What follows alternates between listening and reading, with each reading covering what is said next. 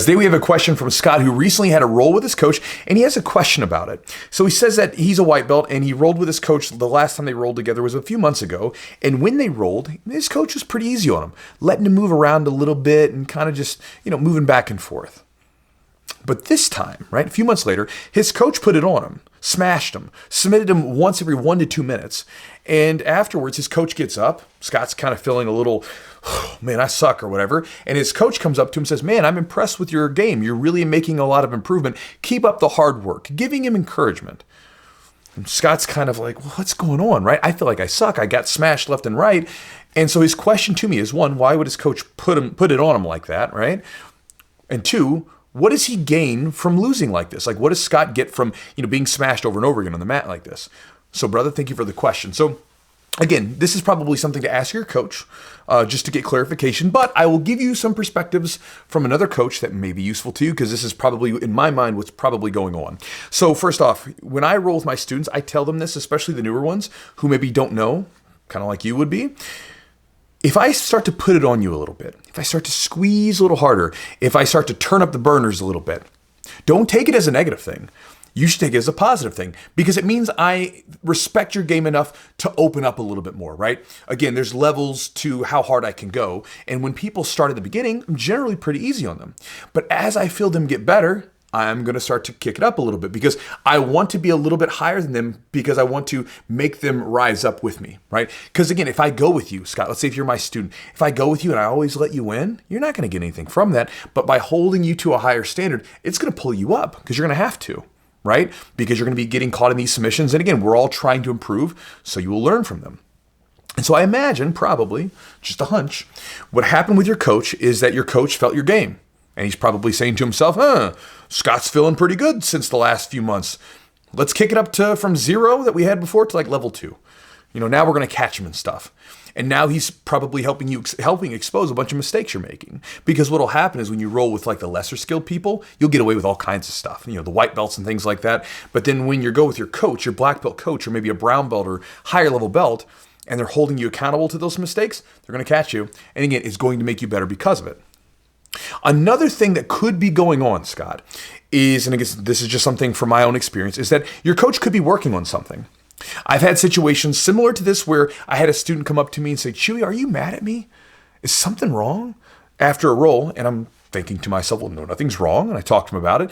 And they thought that because I was submitting them left and right, that I was angry at them. But I had to sort of let them know I was working on something. I'm trying to improve just like you are. And coaches, a lot of times when we are trying to improve and we're with less skilled training partners, we'll try to focus on one thing that we're trying to work on so we can basically get active drilling repetitions, if you will, right? It's an active repetition. And so we're doing the same move over and over again. And so again, your coach could have been doing that same thing. They could have been working on some particular submission, trying to get the reps in. I've had the other sort of side of this happen where the students thought I was going too easy on them. I remember I was rolling with one of my guys before, and at the time I was working on side control escapes. So during the roll, I'm letting him pass my guard, and he could feel I'm not giving him the normal stiffness from my guard. And I remember he says, come on, Chewy, go a little harder on me. Put it on me a little bit more. And I had to inform him, I'm working on something. I want to work on my escapes. So you try to put it on me because I want to defend from this position.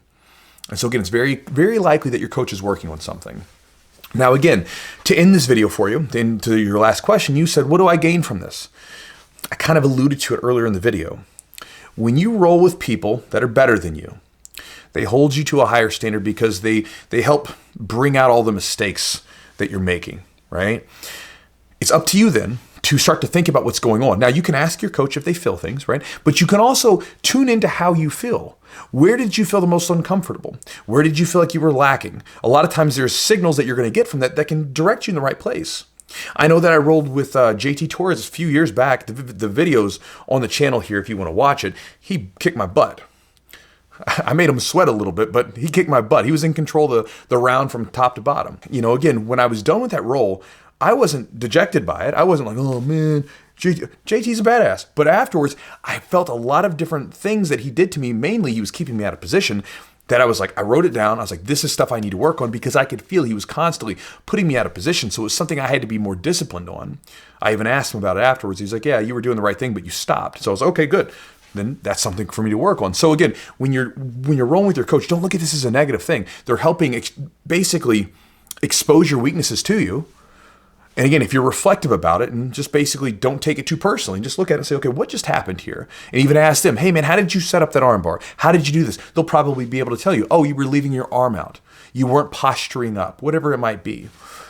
And so one little last thing to sort of slide in here is that when you roll with someone that of a higher level, even if you're not explicitly being told like this and that, whatever, you will a lot of times start to get better just subconsciously. You know, I watch a lot of students who are brand new to jiu-jitsu start to do the things that they should do, the correct things, not even because they've been told to do it, but because they sort of learned to do it. For instance, I had a new guy recently during one of the beginners classes, and I noticed that like someone was grabbing his arm and he started pulling his elbows back really tight.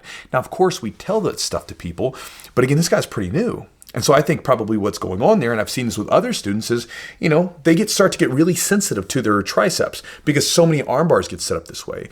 And so their body, on a deep level, starts to understand the correlation between person grabs arm by tricep, we get arm barred, we tapped out, we have negative feeling of losing. So pull elbow back. Or if you watch someone even get their neck touched, right? You can watch people where a person's been doing jiu-jitsu for a little bit, they get their neck touched and their shoulders haunch up immediately. Why is that happening? Well, it's because they were rolling with people that, were getting chokes on them, that were better than them and they were choking them, and they got better with their defense, whether they were told to do this or they simply learned to shrug their shoulders up a little bit. It happens sometimes both on a conscious and subconscious level. So at this point, I feel like I'm kind of rambling, and I hope this video helps you, Scott. So again, talk to your coach for clarification, but those are my thoughts. Talk to you next time.